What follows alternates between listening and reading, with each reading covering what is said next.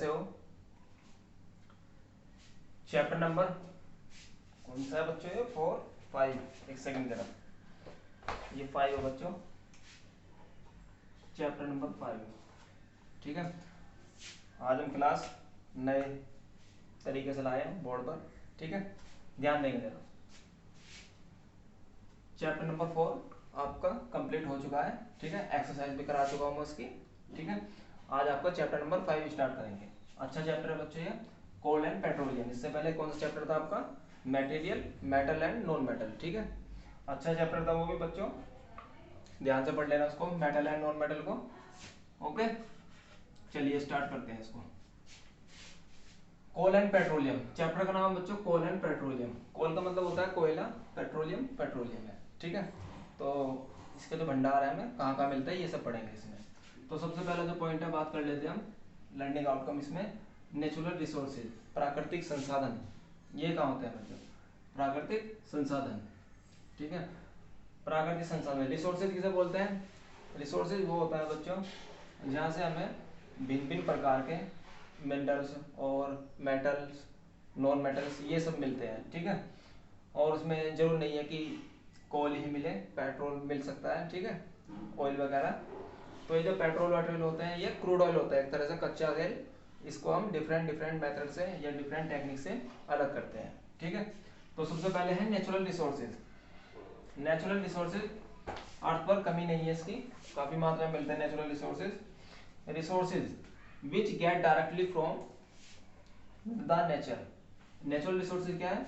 Which get directly from the nature, जो हमें nature से डायरेक्टली मिलती हो उसे हम नेचुरल रिसोर्सेज बोलते हैं। जैसे कि सनलाइट की हीट हो गई, सनलाइट हीट, सनलाइट हीट, ये भी एक क्या है? नेचुरल रिसोर्सेज है। ठीक है, एयर हो गया, वाटर हो गया, ये सब क्या है? नेचुरल रिसोर्सेज है। ओके बच्चों, अब इसके ना दो टाइप है बच्चों नेचुरल रिसोर्सेज के। एक तो ऐसे रिसोर्सेज होंगे जो प्रचुर मात्रा में मिलता है, मतलब बेशुमार, सब बहुत ज्यादा मात्रा में। ठीक है, कुछ ऐसे होंगे जो कम मात्रा में मिलते हैं। ठीक है, तो दो टाइप हैं इसके, वो पढ़ देखते हैं इसमें। सबसे पहला है इन EXHAUSTIBLE,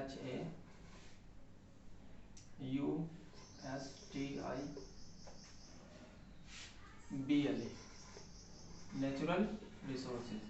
एक है EXHAUSTIBLE, नेचुरल रिसोर्सेज। ठीक है, दो टाइप है इसके आपके, फर्स्ट और सेकंड। इन देखते हैं। इनएक्सटिंग्विबल, इसका मतलब है बच्चों बेशुमार, मतलब बहुत आय मात्रा में मिलना। ठीक है, बहुत ज्यादा मात्रा में। इसका है लिमिटेड, कम मात्रा में, ऐसे बोल दो कम। ठीक है, ये बेशुमार, ये कम। ये बहुत ज्यादा मिलेगा इनएक्सटिंग्विबल नेचुरल रिसोर्सेज, ये कम मात्रा में। तो इसमें कौन कौन से रिसोर्सेज आते हैं आपके? इसमें आएगा आपका जो सबसे ज्यादा मात्रा में मिलता है, सनलाइट हो गया, वाटर हो गया, एयर हो गया, ये तो हो गया आपका ऐसे रिसोर्सेज इनएक्सटिंग्विबल नेचुरल रिसोर्सेज। ठीक है, जो बेशुमार मिलते हैं आपको।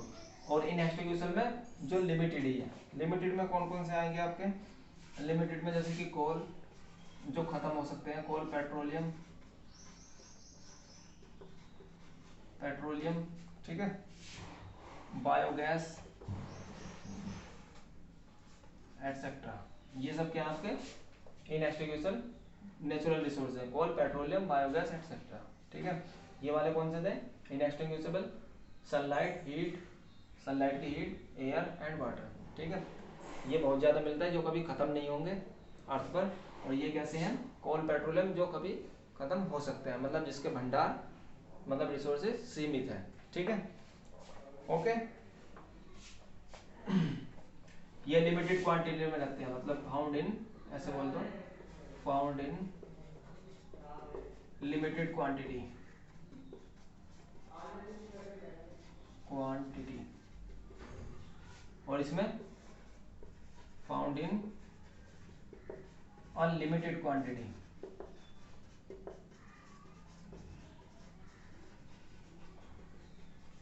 ठीक है बच्चों, उम्मीद करता हूँ ये क्लियर हो चुका होगा आपको।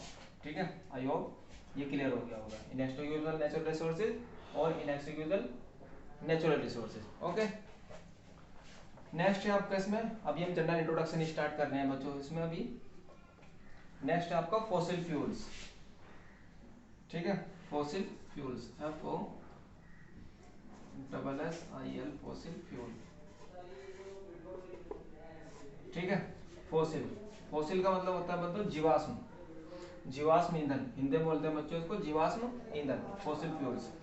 ये ऐसे ईंधन होते हैं बच्चों जो कभी जैसे अर्थ पर भूकंप आता है, अर्थक्वेक, ठीक है, ज्वालामुखी फटते हैं, उनसे पेड़ पौधे, ठीक है, चट्टानें खिसक जाती है, खिसकने के बाद होगा क्या, जो ऊपर वाली चट्टान वो नीचे दबी रह जाएंगे, पेड़ पौधे क्या है नीचे दब जाएंगे, तो नीचे दबने के बाद उनमें से कुछ हमें कुछ क्या मिलता है, जीवाश्म मिलते हैं, ठीक है।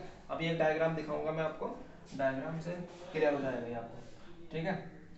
फॉसिल फ्यूल, जो विभिन्न प्रकार के जो जीव जंतु होते हैं उनके दबने से जो जीवाश्म मिलता है या फ्यूल मिलता है, ठीक है। जैसे मीथेन गैस है, ये मीथेन गैस, मीथेन, ठीक है, मीथेन गैस, ये कहाँ से, फॉसिल फ्यूल से मिलती है हमें, ठीक है।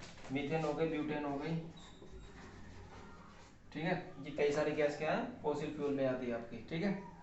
फॉसिल फ्यूल, इनमें कौन कौन से आता है, coal, petroleum and natural gas are the occurring fuels, coal, petroleum and natural gas are occurring fuels, ठीक है। These are formed remains in the living organism, ये किससे फॉर्म होंगे आपके, लिविंग ऑर्गेनिज्म, सभी जीवधारियों से, ठीक है, living organism which are the earth millions of years ago, जो बहुत ही कई सालों, मिलियन सालों पहले अर्थ के नीचे दबी रह गई, ठीक है, हलचलों के कारण। कौन कौन सी, जैसे भूकंप आ जाता है, ज्वालामुखी फटते हैं, इनसे जो हलचल होती है अर्थ पर, उससे जो दबने से मिलता है हमें ये, उसको बोलते हैं फॉसिल फ्यूल्स, ओके। ओके बच्चों, that is the fuels are known as, ये जो फ्यूल्स होंगे, इस तरह के जो फ्यूल्स होंगे, कोल पेट्रोलियम भी आ जाएगा इसमें, कोल पेट्रोलियम, इस तरह के जो फ्यूल्स होंगे, इन फ्यूल्स को क्या बोल रहे हैं, फॉसिल फ्यूल्स, ठीक है, जीवाश्म ईंधन, ठीक है। जीवाश्म की कह रहे हैं क्योंकि विभिन्न लिविंग ऑर्गेनिजम्स के दबने से या उनके मरने से ही ये प्राप्त होते हैं हमें, ठीक है। These are mainly known as hydrocarbon, इसका देखो नया नाम बोल दिया, इसका पूरी क्लास का नाम एक नया नाम बोलते हैं, these are mainly known as hydrocarbon, hydrocarbon, इसका मतलब बच्चों इसमें हाइड्रोजन भी उपस्थित होगा और कार्बन भी उपस्थित होगा, ठीक है, hydrocarbon, okay, hydrocarbon, so these are known as hydrocarbon fuels, जब ये हाइड्रोकार्बन है ऐसे बोलते हैं, these are also known as hydrocarbon fuels, ठीक है। फॉसिल फ्यूल आपको क्लियर हो चुका होगा। अब मैं आपको डायग्राम दूंगा, fossils are the trace elements, ये देखो पेज नंबर आपका कौन सा है, ये 61 पे, चैप्टर जहाँ से स्टार्ट हो रहा है, इसमें एक डायग्राम बना होगा अपनी बुक में, जिसके पास बच्चों के पास बुक अवेलेबल है वो देख लेंगे इसको, फैक्ट इनसाइड लिखा है ना ये वाला, देखो ये होते हैं फॉसिल फ्यूल्स, ओके, ये लिखा है यहाँ पे। इसे मैं अभी ऐसे बता देता हूँ, fossils are the trace of living organism which exist in the earth more than 10,000 year ago, 10,000 साल पहले जो भूमि के अर्थ पर दब गए, नीचे रह गए, उनको बोलते हैं बच्चों फॉसिल फ्यूल्स, ठीक है। This traces found in the form of their remains impression of rocks, चट्टानों के रूप में मिलते हैं हमें, ठीक है, ओके। तो चलिए बच्चों आज जनरल इंट्रोडक्शन में आज इतना ही रखते हैं अभी, ठीक है, मिलते हैं नेक्स्ट वीडियो में, अभी और चलेगा इसमें, नेक्स्ट टॉपिक चलाएंगे आप इसमें, कोल के बारे में डिस्कस करेंगे, अभी जनरल इंट्रोडक्शन था इसका। आपने क्या पढ़ा इससे पहले, नेचुरल रिसोर्सेज, इसके दो टाइप और फॉसिल फ्यूल, ओके, तो थोड़ा ध्यान से देख लेना क्या क्या नाम बताया मैंने, ये तो मीथेन, ब्यूटेन, कोल, पेट्रोलियम, जितनी भी ये सारी गैस होती है हमारी, ये किस में आती है, फॉसिल फ्यूल्स में, ठीक है। इसको जनरल नेम बोल रखा है इन्होंने हाइड्रोकार्बन, और हाइड्रोकार्बन को hydrocarbons fuel, hydrocarbons fuel, okay. मिलते हैं बच्चों नेक्स्ट वीडियो में, आज के लिए इतने रखते हैं, थैंक यू।